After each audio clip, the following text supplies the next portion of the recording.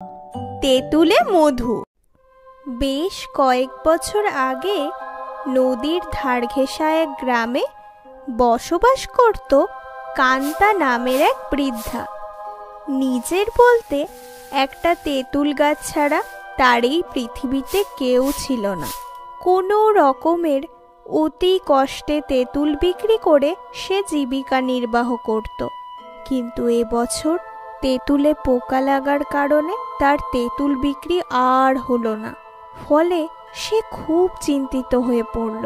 হে ঈশ্বর, কোনো রকমের তেঁতুল বিক্রি করেই তো 2 টাকা পেতাম, আর এখন তো সেটাও জুটছে না।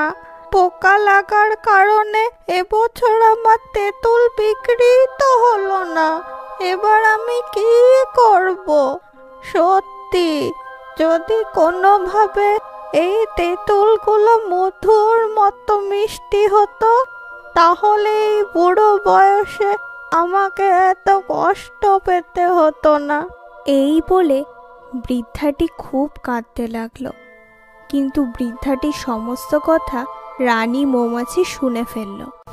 সে বৃদ্ধাটির চারিদিকে ভন ভন করে ঘুরতে লাগলো।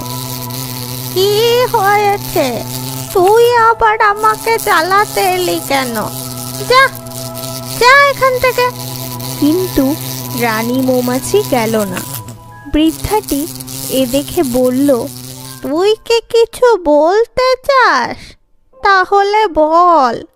অমনি রানী মৌমাছি মানুষের স্বরে বলল, বুড়িমা, তোমার খুব কষ্ট হচ্ছে না? তোমার তেঁতুলগুলো বিক্রি হয়নি?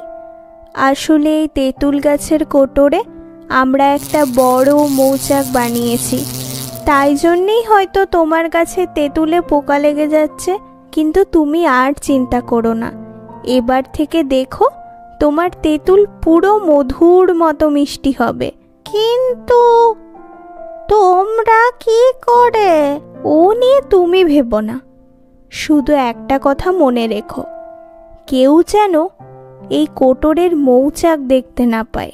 ঠিক আছে। কান্তা বুড়ি সেই কোটরটা লতা পাতা দিয়ে আড়াল করে দিল। ওদিকে তেঁতুল মধুর মতো হওয়ার কারণে কান্তা বুড়ির তেঁতুল প্রচুর পরিমাণে বিক্রিও হতে লাগলো। কি সুন্দর! সত্যি চম্পা, তেঁতুল খাচ্ছি না মধু খাচ্ছি বুঝতেই পারছি না। হ্যাঁ সুধা, তেঁতুল যে এরকম মধুর মতো মিষ্টি হয় আমি তো জানতামই না।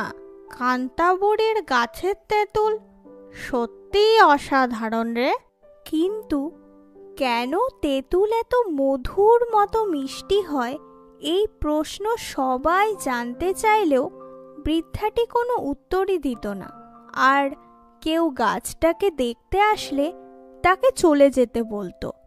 এরকমভাবে বেশ কিছু দিন কেটে গেল।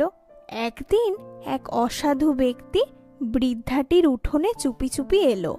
গ্রামের সকলেই বলে কান্তা বুড়ির গাছের তেঁতুল একদম খেতে মধুর মতো, কিন্তু কেন? এটা তো আমাকে বের করতেই হবে। ওটা কি? পাতা দিয়ে আড়াল করা আছে, নিশ্চয় কোনো কোটর। দেখি তো। এই বলে লোকটা এগিয়ে গিয়ে যেই তেঁতুল গাছটায় হাত দিতে গেল, অমনি মৌমাছির দল তাকে ঘিরে ধরল। ওরে বাবা রে, বাঁচাও বাঁচাও! কি হলো? বাইরে এত চেঁচামেচি কিসের? যা যা বলছি, যা এখান থেকে যা। এ কি রতন, তুই লুকিয়ে লুকিয়ে নজরদারি করতে এসেছিস? তেঁতুল কি করে মিষ্টি হয়? ক্ষমা করে দাও বুড়িমা, আমি আর করব না, আমার ভুল হয়ে গেছে, আমাকে বাঁচাও। রানী মৌমাছি, ওকে ছেড়ে দাও। যা, তুই এখান থেকে চলে যা। রতন দৌড়ে চলে গেল। বুড়িমা, এবার আমাদের অন্য জায়গায় চলে যেতে হবে, কারণ একজন আমাদের দেখে ফেলেছে, তাই সবার জানার আগেই আমরা চলে যেতে চাই। কিন্তু তুমি চিন্তা করো না, তোমার তেঁতুলগুলো এরকমই মিষ্টি থাকবে, ও পোকাও লাগবে না। এবার আমরা চলি, কেমন? এই বলে মৌমাছির দল উড়ে চলে গেল ও এরপর থেকে কান্তা বুড়ি আবার তেঁতুল বিক্রি করে জীবিকা নির্বাহ করতে লাগলো।